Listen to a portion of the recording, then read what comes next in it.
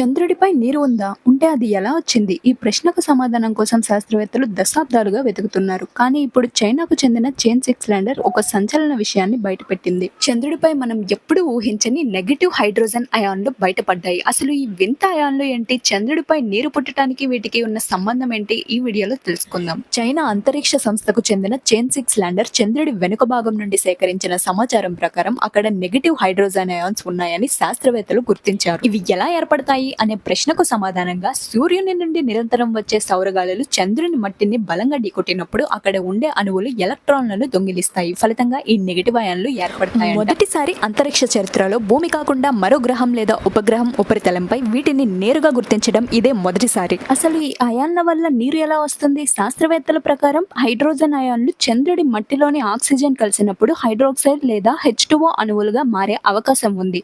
అంటే చంద్రుడిపై నీరు బయట నుండి రాలేదు, సూర్యుడి శక్తి వల్ల అక్కడే తయారవుతుంది. ఇది స్పేస్ సైన్స్ లోనే ఒక విప్లవాత్మక మార్పు. ఈ ఇన్ఫర్మేటివ్ వీడియో మీకు నచ్చినట్లయితే వీడియోని లైక్ చేసి మా ఛానల్ ని సబ్స్క్రైబ్ చేసుకొని మీ ఫ్రెండ్స్ కి షేర్ చేయండి.